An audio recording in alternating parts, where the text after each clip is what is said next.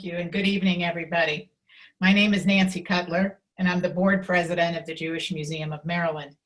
It's my pleasure to welcome you to today's presentation, Calling Australia Home, with two members of the Jewish Museum of Australia team, Jessica Bram, the director and CEO, and Eleni Papavasiliou, the curator and collections manager. I'd like to take a moment to thank all of our partners who have made this series possible: the Jewish Museum of London, the Jewish Museum of Australia, the South African Jewish Museum.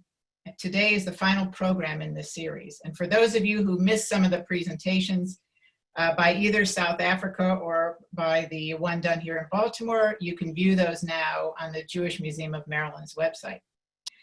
This series is the type that has only become possible due to our current circumstances in this new reality and our collective embrace of video conferencing like Zoom. I call this one of the silver linings. These presentations have highlighted the similarities between our four communities, both historically and today. And perhaps even more importantly, learning about other communities has enabled us to better understand individuals within our own local communities. As we have heard from museums around the globe, we've been honored to learn the stories of people listening, many of whom have traveled the globe and found their home within our communities. So now let me take a moment to introduce our speakers today.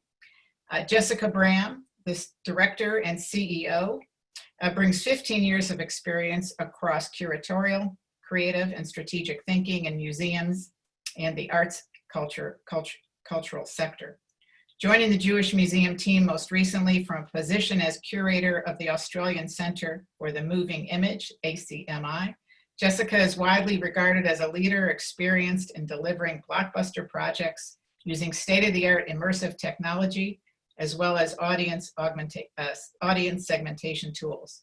She has extensive local and international connections with via a range of museum and cultural networks. Eleni Papavasiliou, Senior Curator and Collections Manager. Before migrating to Australia and joining the Jewish Museum of Australia, Eleni worked for many years in the UK at community-based galleries and museums. Most recently, she was at the award-winning SS Great Britain Trust in Bristol, where she was head of curatorial and library services. Eleni has a master's degree in international museum studies, for which she wrote a thesis entitled Migration and Diversity in the Museum, the Australian Example, and a bachelor's degree in visual communication and photography. Jess and Eleni, I'm going to turn it over to you. Thank you so much, Nancy. Hello, everybody. I feel I need to be saying both good morning and good evening, and maybe a little good afternoon, because we're joined so wonderfully by very many different people from all around the world.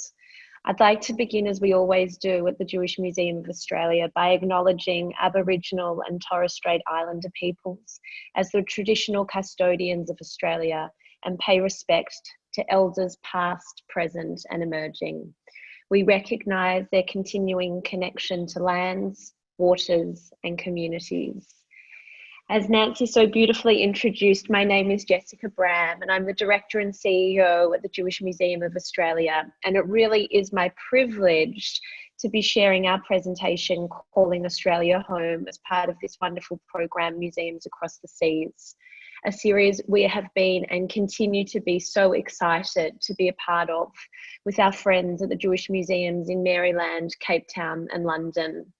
Not only because it signals a remarkable collaboration, a unique one, but also and especially because it gives you, all of our communities, a digital passport to travel at a time when doing so in real life, as my kids would say, feels enormously challenging and complex.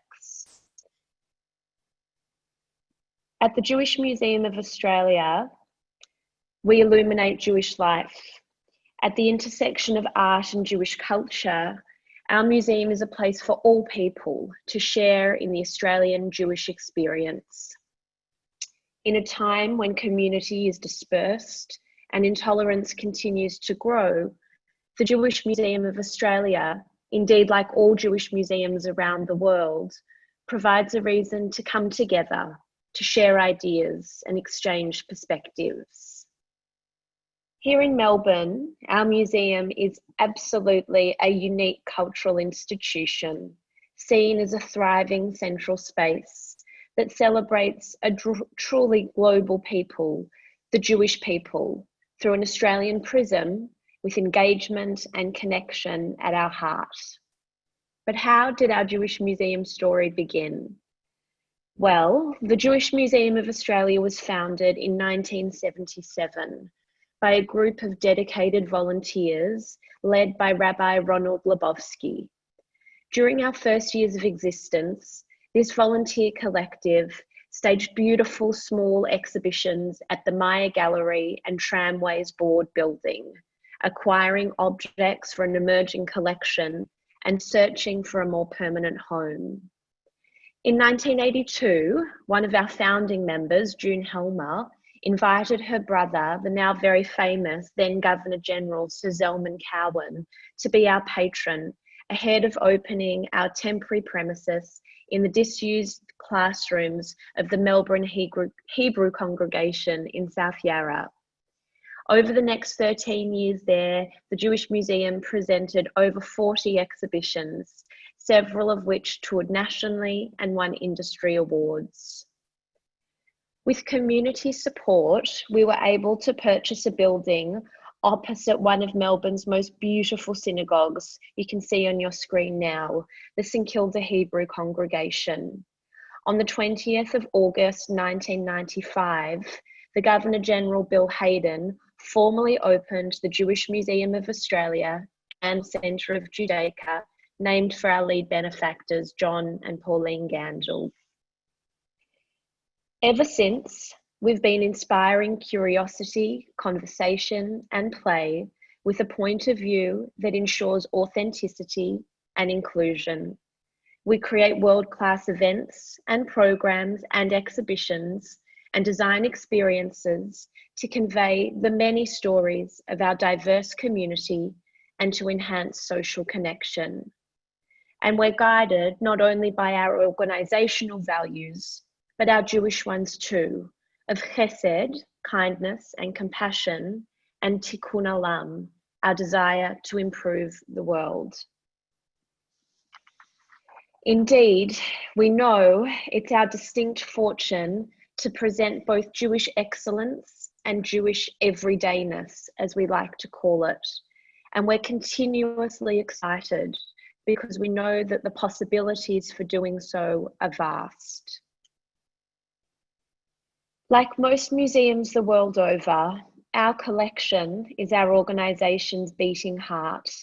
And we've been building, researching and caring for the Jewish Museum of Australia collection for over half a century. At over 20,000 items, it comprises the largest repository of the Australian Jewish experience and memory in the world.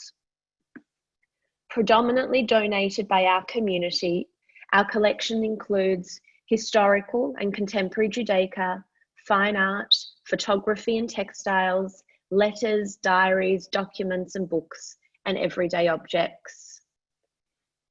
Each and every item tells a story, conjuring the lives of the people who made, used, collected, or donated it. And most importantly, our collection is a storehouse of memories to be preserved so we might share what it means to be Australian and Jewish for many years to come. And born of our beautiful collection are our 4 principal permanent galleries, named Belief and Ritual, Calling Australia Home, The Jewish Year, and The Timeline of Jewish History, each which recount the stories of the Jewish people with a focus on our own Australian community. Together, they showcase the myriad experiences of being Jewish through objects and artworks, through archival material and interactive media, all drawn from our collection. As a complement to these, major or special exhibitions at the Jewish Museum cover contemporary art, popular culture, social history, and more. Curated by our own team or brought to Australia in partnership with other international museums, these special exhibitions tell familiar and surprising tales in ways that are immersive and participatory and allow us to create what I love to call a hook for our audiences, encouraging them to visit the museum regularly and engage with experiences that are thought-provoking in new and different ways. Our programs just as much seek to engage, educate, and enrich. As a community museum, everything we do is for the benefit of the Jewish and wider community, and we seek their active involvement and participation wherever possible. From launches, lectures, and panel discussions, to creative workshops, film screenings, historic walks and performances, our programs bring people together and our collection and exhibitions to life. Each year, thousands of students from government, Catholic, and independent schools come to our museum to learn about Jewish culture and their contribution, and the contribution, that Jews have made to our country. For many, it becomes the first encounter with Jewish people, and we're incredibly proud that our education programs support a truly multicultural society. But education at the Jewish Museum isn't, of course, just limited to our school students. Our professional development and seasonal short courses taught by leading community educators enable adult learners to discover more about themselves, about their culture and their world. And as important as that which we're fortunate enough to offer to our communities is absolutely that which we're privileged to receive back. The Jewish Museum is gifted the time, insights, and commitment of over 100 volunteers across all aspects of our community and activity. From the earliest days at Turak Shul, and even now, as our doors are closed and lights are dimmed, this group has sustained us, greeting and engaging with our visitors, explaining the intricacies of Jewish culture, leading groups through our varied and fascinating exhibitions, taking audiences to the synagogue across the road, assisting with school groups, adult education, and other behind-the-scenes roles. Put simply, it would be impossible for our museum to offer everything that we do without the help of our amazing volunteers. All of which leads to the possibility of our impact. For at the Jewish Museum of Australia, we're strong believers in the power of museums to change lives. We create narratives and opportunities for engagement that bring to life our community stories in the context of Australia's rich and complex, diverse heritage and future. With anti-Semitism ever rising, we do all we can to combat intolerance and indifference, and exposing our visitors to the shared wonders of our collective similarities feels the simplest and best way to achieve this. I'm so delighted now to introduce our Senior Curator and Collections Manager, Eleni, who will accompany you all on this second part of your journey down under. Over to you, Eleni.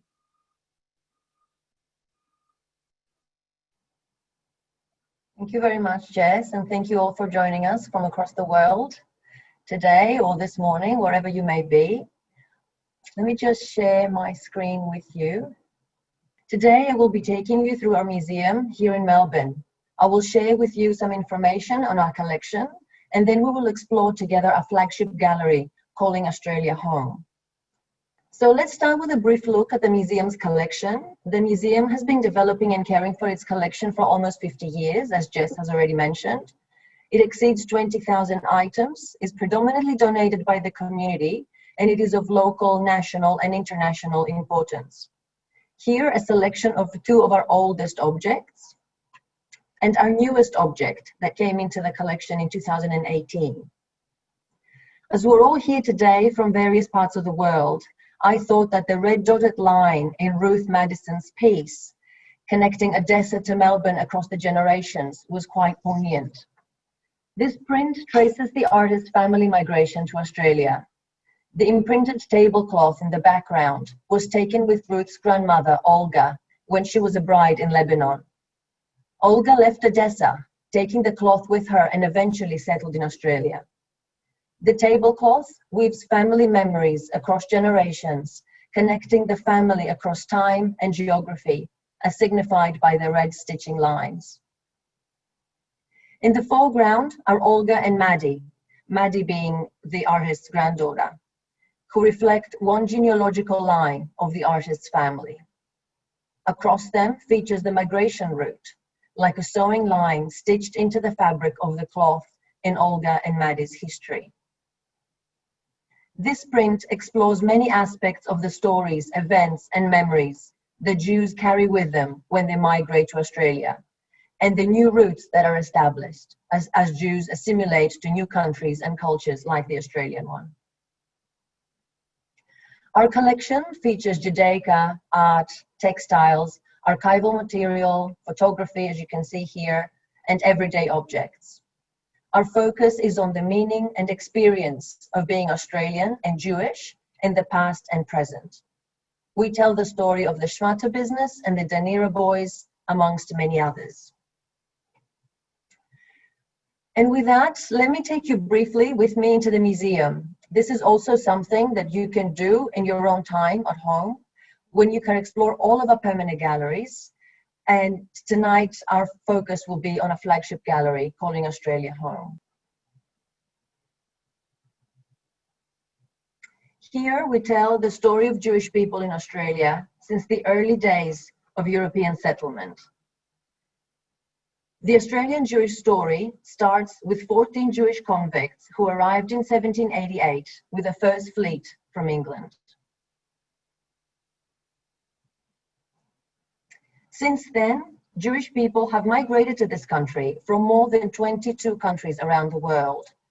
Today, more than 100,000 Jews call Australia home. Many have arrived here seeking refuge from war, persecution, or hardship. Here we explore chronologically the common themes of their experience and also the many diverse expressions of Australian Jewishness that have emerged, the stories of generations of Australian Jews, the reasons people came, the lives they built for themselves, and also what it means to be Jewish in Australia today. I will now take you through some of the themes as presented in our gallery and across our collection, starting from 1788 to the present. And we start with settlement from 1788. The first Jews to arrive in Australia did not choose to come here. They came in chains. At least 14 Jewish convicts, petty thieves from England, landed with the first fleet in 1788. When their sentences were served, many convicts chose to stay and build a new life. Some families followed as free settlers, and other adventurers and opportunists joined them. Survival was a struggle in the first years of the colony. There were few opportunities or resources for religious observance and community life. As free settlers established the first religious institutions, the Australian Jewish community began to take shape. Here is a snapshot of Australia in late 18th century. It was far from an empty land, a country with a continuous presence and culture of over 60,000 years. More than 1,000 Jews were sent to Australia before transportation ended in mid-19th century. Jewish free settlers began to arrive after 1816. Although not represented in our collection, one of those remarkable stories was of John Harris, who was convicted of stealing 8 spoons. He later became New South Wales' first policeman. Similarly, Esther Abrahams, at 15, was charged with stealing 2 cards of black lace valued at 50 shillings and was sent to prison in England in 1786. A few months later, she gave birth to a little girl, Rosanna, in prison. Transferred to the ship Lady Penrhyn, bound for New South Wales, she commenced a lifelong relationship with First Lieutenant George Johnston. Johnston became the commanding officer of the New South Wales Corps. For half a year, Johnston took over the reins as Lieutenant Governor, making Esther First Lady.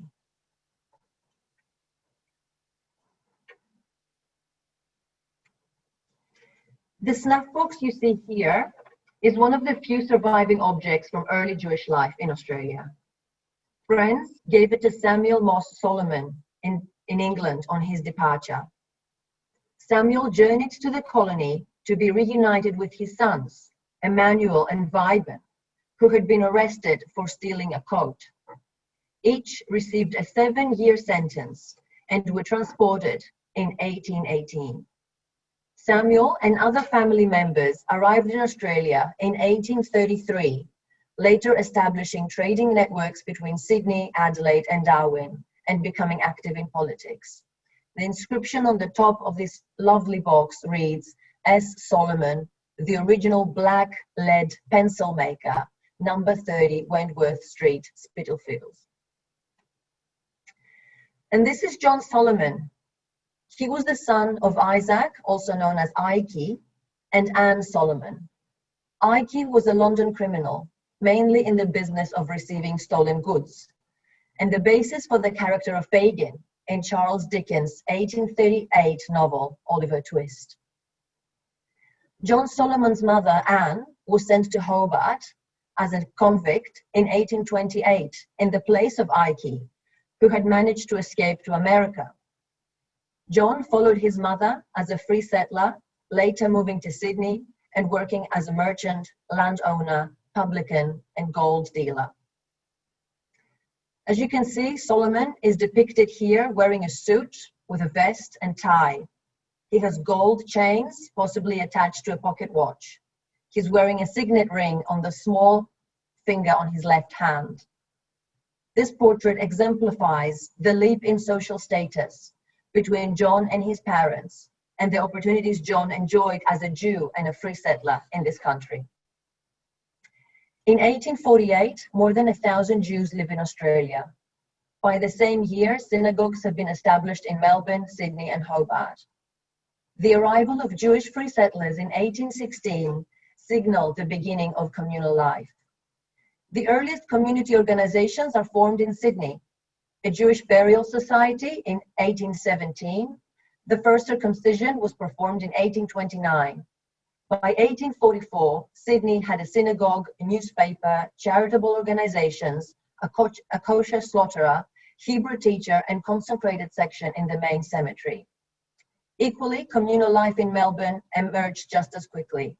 By 1841, just 6 years after the foundation of the town by free settlers, Melbourne had a Jewish Aid Society and regular religious services. Melbourne's first synagogue was built in Bourke Street in 1847. Which brings us to the gold rush. The second half of the 19th century was a transformative time of great nation building in Australia. Jews participated enthusiastically.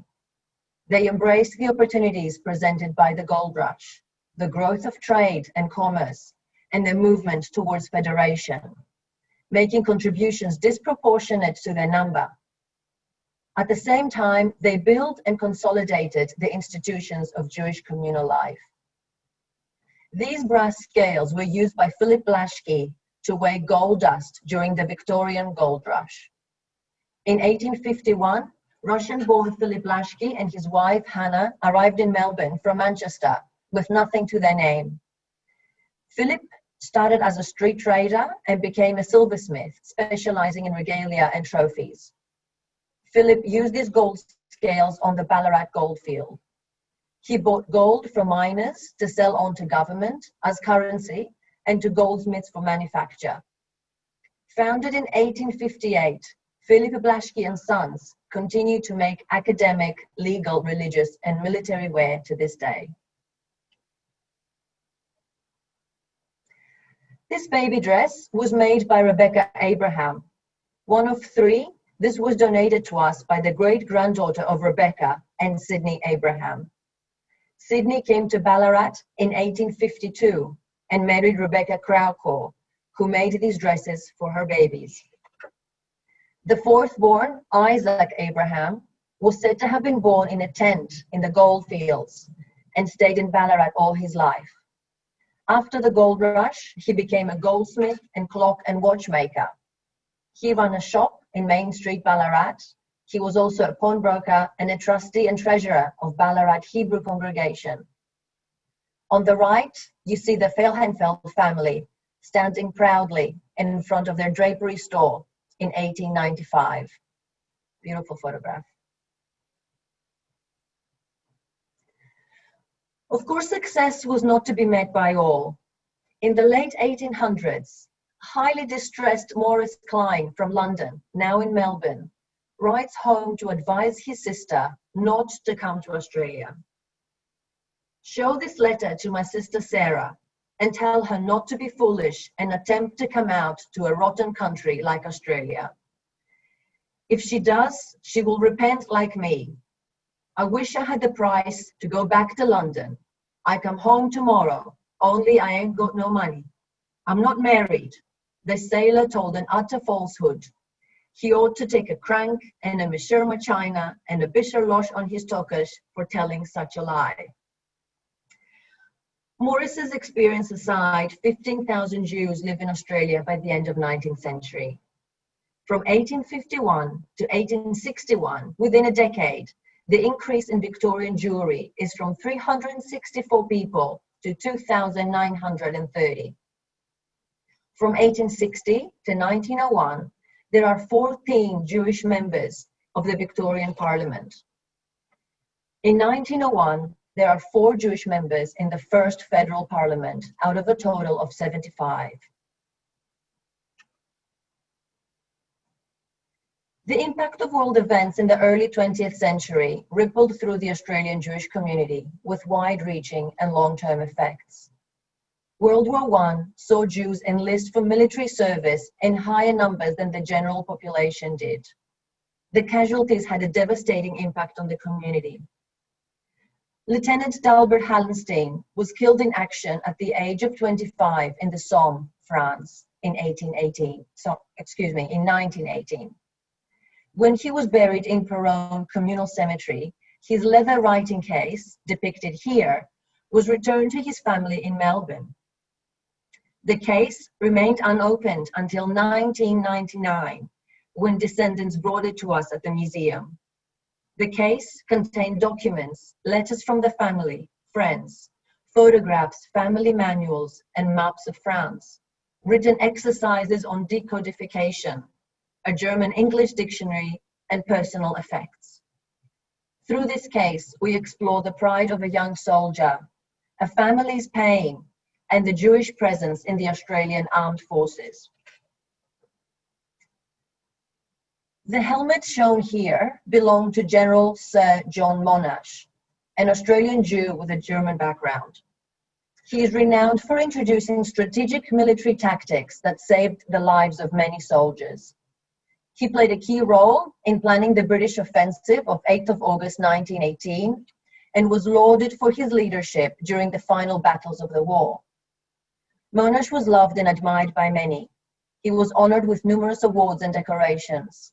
After his death in 1931, more than 250,000 mourners attended his state funeral in Melbourne. Many places in Australia bear the name Monash today. Various waves of immigration through the period also made their mark. Between the 1890s and 1920s, small numbers of Jews from Poland and Russia came to Australia fleeing persecution. In 1913, 9 Yiddish-speaking Jewish farming families from Russia and Palestine were sponsored by local philanthropists to settle in Shepparton, Victoria. Most were Orthodox and established an active religious community, including a Hebrew school, synagogue, and yeshiva. And you can see the town plan here from 1913. In the 1930s, more than 7,000 Jews arrived seeking refuge from Nazi Germany. All these migrants brought new forms of Jewishness to the Australian community: secular Yiddish culture, German Reform Judaism, and Eastern European Orthodoxy. In 1911, almost 19,500 Jews are in Australia. From 1937 to 1939, approximately 8,000 refugee Jews arrived in this country. World War II. In 1939, the world was a war again. Australian Jews joined the national war effort on the military and home fronts, were also rallying for the very survival of their fellow Jews. The Holocaust heightened the urgency of discussion across the Jewish world about a Jewish national homeland. Various options were debated, with even the possibility of a Jewish colony in Australia explored. The print shown here is a part of a series of works by artist Yossel Bergner. In 1933, his father, the Yiddish poet Melech Ravitch, arrived in Australia in search of a Jewish homeland. Earlier in the same year, he had been in Germany and had witnessed the rise of Hitler to power. A group of Jewish intellectuals in Eastern Europe sent him to Australia to explore the possibility of settling Jews in the furthest and safest place in the world, the Kimberley. He was armed with official permission from the federal government in Canberra, a letter from Einstein, and a Kodak camera. He set out from Alice Springs with an Aboriginal boy who was his assistant and an Italian truck driver. They traveled slowly and laboriously across the desert to the Kimberley and returned slowly and laboriously to no avail. Investigations in East Kimberley region is the document written by Dr. Isaac Steinberg in June 1939. The Kimberley Plan, or Kimberley Scheme, was a failed plan by the Free Land League to resettle Jewish refugees before and during the Holocaust. Steinberg based his campaign on the officially declared need for Australia to populate the country in the north. In 1939, he arrived in Perth, and by early 1940 had gained substantial public support, but also encountered opposition.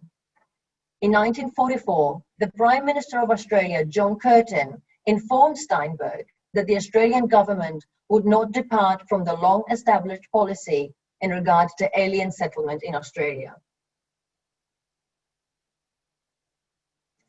During the war years, Jewish migration to Australia halted, with the exception of the Danira Boys, a group of Germans and Austrians deported from England as enemy aliens.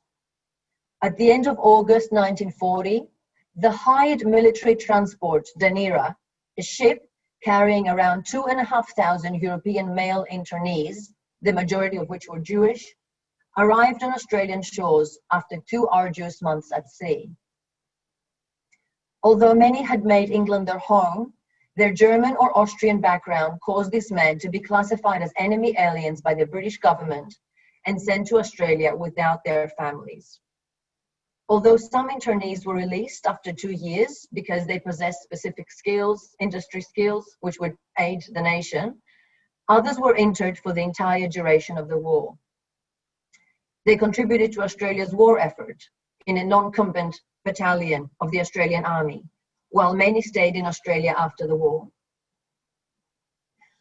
Our multifaceted Danira and internment collection includes artworks, objects, documents, photographs, diaries, and scrapbooks, supported by oral histories and self-published memoirs. The collection documents the voyage from England on board the HMT Danira, life in internment camps at Hay, Tatura, and Orange, and life after release. Importantly, this collection also includes contemporary history of the Danira Boys, the camaraderie born of their experiences, their identity as Danira Boys, and the very strong commitment of many to memorializing their story and the human lessons to be learned from it. For those interested further in this, the museum will hold an event on September 3rd for the launch of a publication on this very topic, by researchers from Monash University. So you're very welcome to join us for this event. Jewish life in Australia was transformed again with the post-war arrival of thousands of Holocaust survivors. They came with heavy memories and an urgent desire to rebuild and revitalize Jewish life. Stefania Buch was a survivor of the Lodz ghetto. She left Poland in 1957, aged 40, arriving in Australia in 1958. Settling in Melbourne, she found work in the local textile industry. A talented illustrator, Stefania created many sketches and fabric designs, such as the one shown here on the left.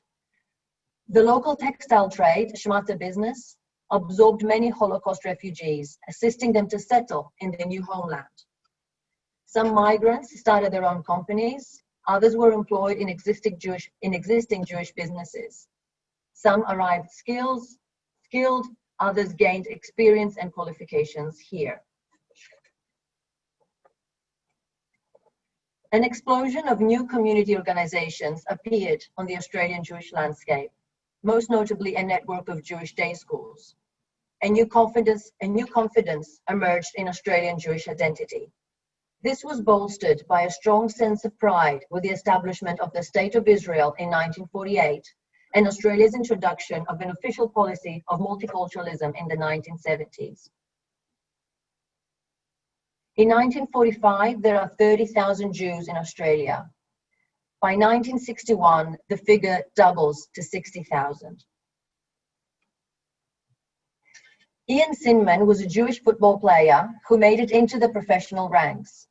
He was a member of St Kilda Football Club's 1966 Grand Final winning team in a match played on Yom Kippur, the holiest day of the Jewish calendar. As a prominent Jewish Australian, Sinman's decision to play on that day attracted debate on the community. And this is a story best told by our volunteer, Sonia Oberman. It is a St Kilda football jumper, an old St Kilda football jumper because it was last worn in 1966. Ian Sinman wore this jumper. He was playing for St Kilda in 1966 and St Kilda got to the grand final. The grand final happened to be on the Day of Atonement, on Yom Kippur, and he wasn't supposed to be playing. He was supposed to be going to synagogue and fasting and repenting for all his sins, which is what we do on the Day of Atonement. So he went to see Rabbi John Levi, and John said, I can't make up your mind for you. You have to make up your mind for yourself. So he decided to play. Now, I was sitting in synagogue, surrounded by my 4 daughters at about 3 o'clock in the afternoon, and suddenly a few men decided to go out and to come back and to talk to everybody around them. And the rabbi got very annoyed and he got up in the pulpit and he said, stop all this coming and going. You are destroying the sanctity of the day. And then he said, I will tell you the final score when it comes to hand. How could he know that? Maybe it was a direct line from God, maybe not. No, it wasn't. It was the caretaker who wasn't Jewish. He could legally listen to his portable wireless. He could get the score. He could give it to somebody in the foyer who could bring it into the synagogue and tell the rabbi. So just after 5 o'clock, full synagogue, it was getting towards the end of the day, 1,000 people there. The rabbi got up in the pulpit, dead silence. He said, St Kilda has won by 1 point, and you could hear the jaws drop. So then he said, now you can pray properly for the rest of the day, which we did. I've told this story in the museum many times. There's a lot of football enthusiasts, and they think it's wonderful.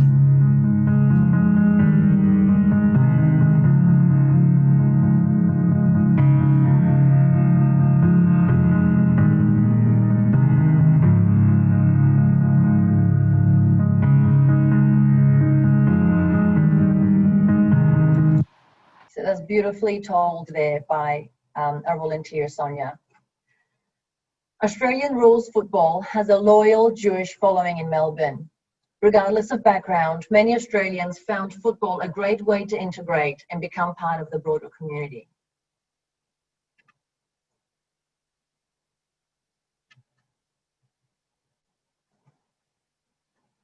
Here we go. A shameless plug here to our next major exhibition on much-loved artist Mirka Mora, who migrated to Melbourne with her husband George, wartime resistance fighter, amongst many other things, from Paris in 1951. Mirka was only a child when her family were taken to Pithiviers camp in 1942, and she made an incredible contribution to the art scene and cultural life of Australia. Here she is photographed by Henry Talbot, one of the Danira boys, as it happens, in the 1980s. The final section of our Calling Australia gallery asks, what does it mean to be Jewish in Australia today?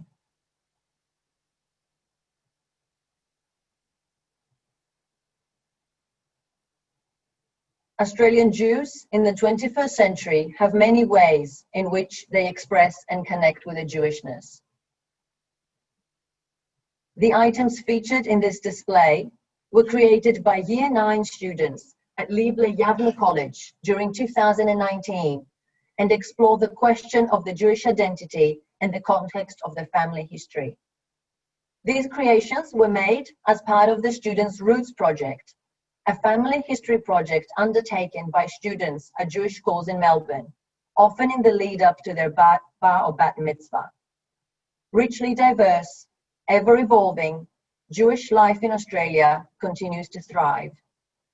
From 1980 to 2011, approximately 20,000 Jews from the former Soviet Union and 25,000 Jews from South Africa arrive in Australia. There are those who are secular, even atheist, but feel deeply connected to Jewish history and culture, who embrace spirituality rather than formal religious observance, who express their Jewishness through their pursuit of social justice, who explore their Jewish heritage and identity through music or art, and those for whom traditional belief and ritual remain central to their identity. These are the stories we represent through our collection and exhibitions. Today, over 100,000 Jews live here. You have come with me on a virtual journey from 1788 to the present via our Calling Australia home gallery. You can explore the museum further through our virtual tour. A large number of our collection is also available on our online database, all accessible through our website. I will leave you with the Haskin family enjoying a picnic at Mordialloc Beach in the early 1900s. Please note the samovar in the foreground and the Australian rules football there, held by the child on the right. I will now hand over back to Jess Brown, our Director and CEO, who will talk about the museum's exciting plans for the future. Thank you. Thank you so much, Eleni. I said the other night when we were presenting also that the story that Sonia tells is such a wonderful one, and especially for me because I am an avid follower of Australian rules football, and St Kilda is my family's team, so I can well imagine my own family sitting across the road at St Kilda Synagogue waiting for the news to come of who had won that grand final. At the Jewish Museum, and particularly at times as challenging as these, while we keep our eyes and ears close to the ground, we also keep our heads and hearts in the blue sky. And never a more exciting prospect for us as a museum team and indeed as a community than the possible relocation of our museum to a new site in a suburb very close by to where we are now, as part of a state-of-the-art arts cultural precinct that, as we speak, is in the process of seeking council approvals for town planning. The Jewish Arts Quarter, or JAC, as we're lovingly shortening it to, will offer world-class museum, cultural and educational experiences designed and delivered by us in partnership with the Kadima Jewish Cultural Centre and National Library and Sholem Aleichem College, and will be anchored profoundly by the commitment to preserving Jewish life while progressing a bright and proud community future. Indeed, it's a once-in-a-lifetime opportunity for us, and we couldn't be more excited, and hope that one day, when borders are relaxed a little more and the current state of play is behind us, that we'll be welcoming all of you into either our home in Alba Road or our new home in Elsternwick. Thank you so much. Sorry. Thank you so much, Jess and Eleni, for just such a wonderful presentation. Absolutely fascinating. Thank you. So as some of you might know, I'm Trillian Atwood. I am the JMM Director of Programs, and don't let the accent fool you. I am in Maryland right now. As a quick reminder to everybody, please submit your questions via the Q&A function that you should be able to find at the bottom of your screen. For those of you that are joining us through Facebook, please pop your questions into the comment section and our tech team will make sure they get over to us. And now I know we have a couple questions, but I am hoping you will humor me for just 1 second and allow me to take a second to thank everyone that has been involved in making this series a possibility. And especially those individuals who have endured 10 p.m. meetings. So please forgive me while I read, so I make sure I hopefully don't miss anyone. So from the Jewish Museum of Australia, we of course have Jess and Eleni, but we also have Tamar Simons and Emma Eldridge. From the Jewish Museum of London, I'd like to thank Lisa Shames, Emma Crew and Eliana Mendelsohn. From the South African Jewish Museum, I'd like to thank Gavin Morris and Natasha Wood. And from the JMM, I'd like to thank Marvin Pinkett and Tracy Guy Decker, who presented for us, Rachel Kassman and Laura Grant. So thank you all so much for making this series a possibility. So with that, let me move over to the questions. So first up, can we please ask, has the Australian government ever imposed quotas on Jewish immigration? So I believe that sorry, Jess. No, Eleni, you go. Yeah, I believe that there were quotas introduced for the World War period.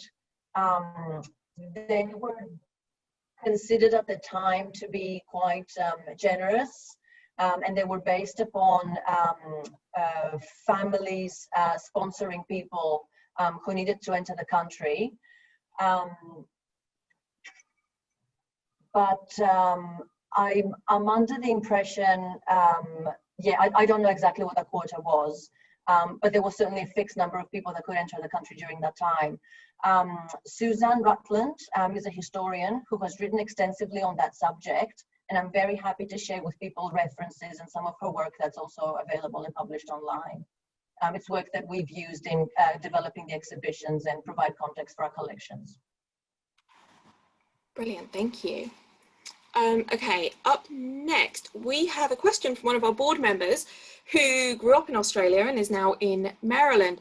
So she shared that growing up, she had experienced a lot of anti-Semitism in Sydney during the 50s and 60s, and she wanted to ask whether that is still something that is occurring today in Australia.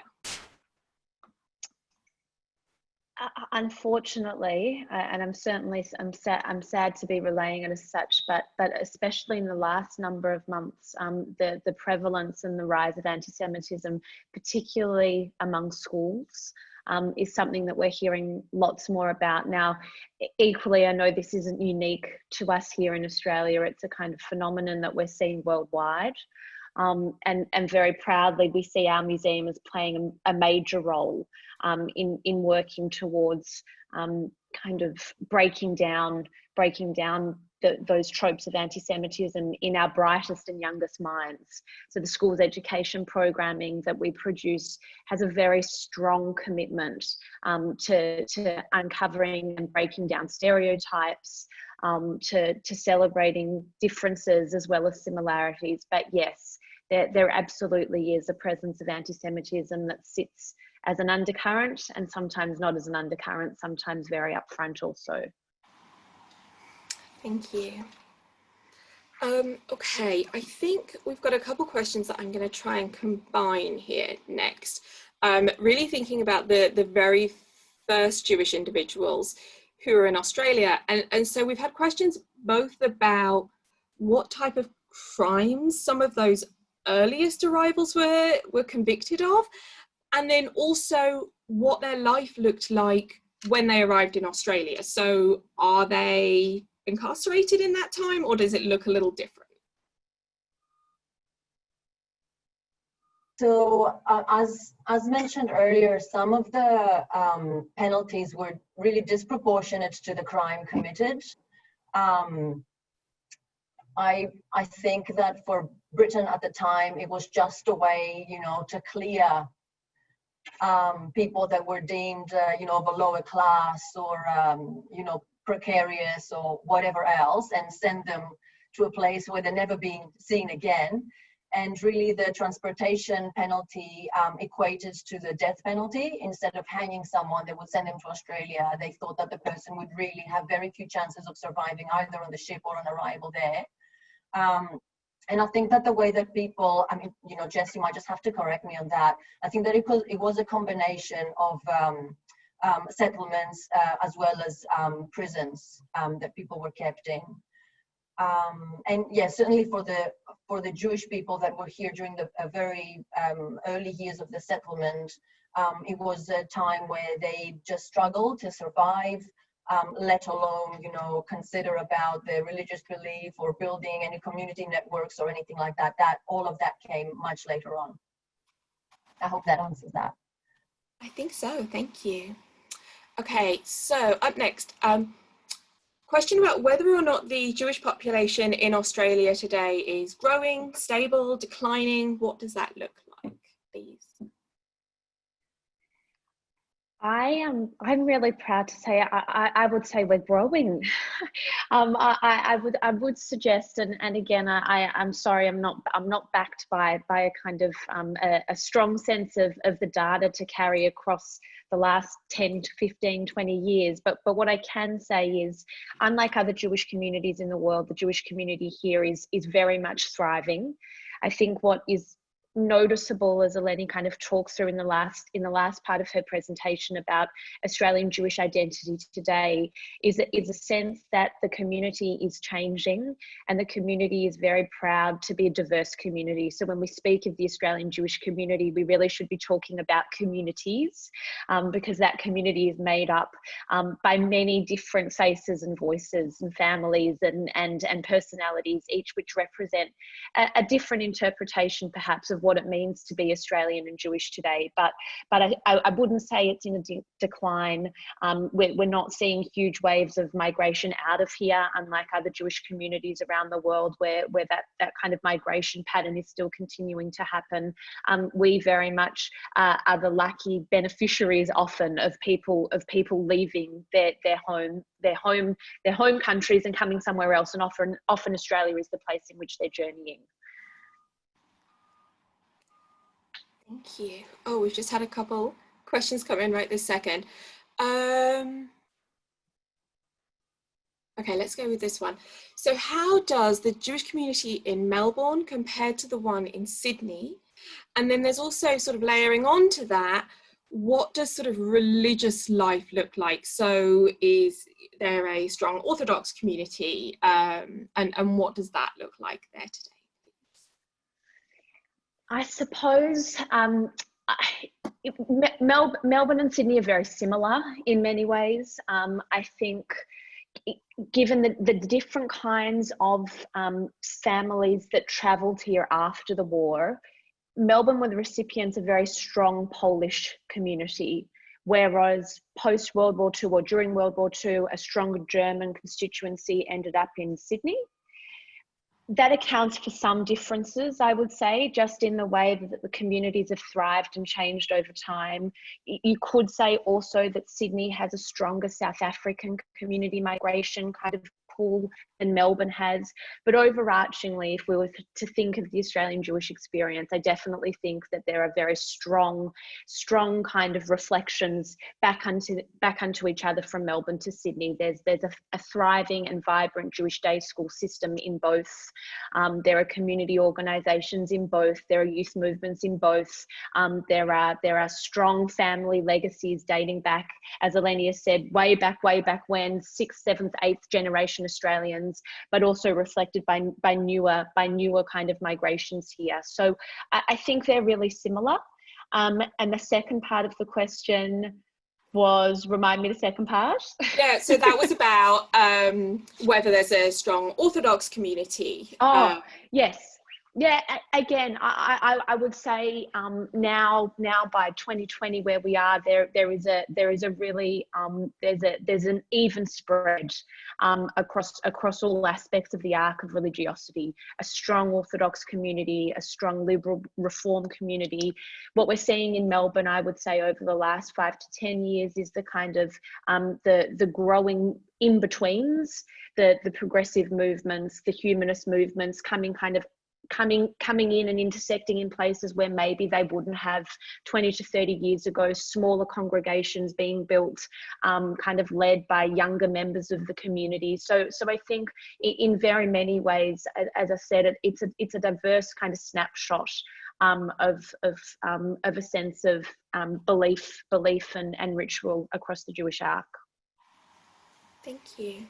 So I think we are very close to time, but I see one other theme is emerging in the Q&A. So it seems a good place to end us. Questions about food. And I think specifically, so I'm going to pull this question from the chat, asking about, I know we saw the delicatessen in the presentation, but like, the food that I think is maybe associated with the Jewish community here, so bagels and corned beef, and is that the same food that is associated with the Jewish community there, or is it a little different? I love this question because I strongly believe wherever you land around the world at a Jewish table, you will eat the same fare. So yes, absolutely.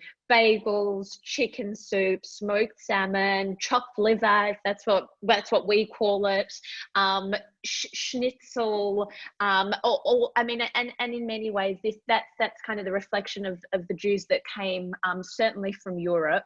Australian Jewry have equally their own kind of, their own food treasures, but Jewish food around the world, I think, is very similar. And certainly there is a number, especially in Melbourne and Sydney, a number of delicatessens, restaurants, cafes, most owned by Jewish cafe restaurant owners, some not, that embrace the kind of the tradition of Jewish food.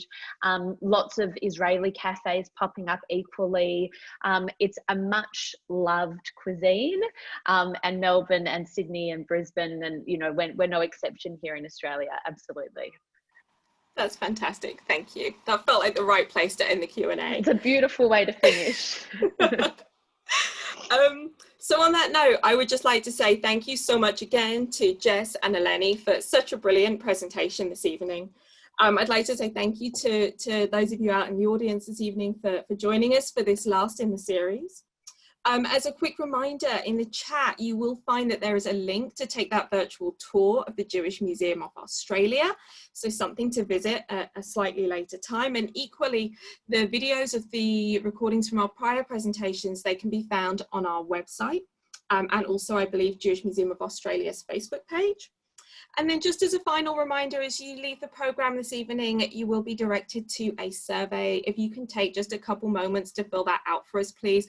The information that we get from those surveys is so helpful in terms of our planning process. So much appreciated. So thank you very much for joining us this evening, and we hope to see you on Zoom again very soon. Thank you. Goodbye. Thank you.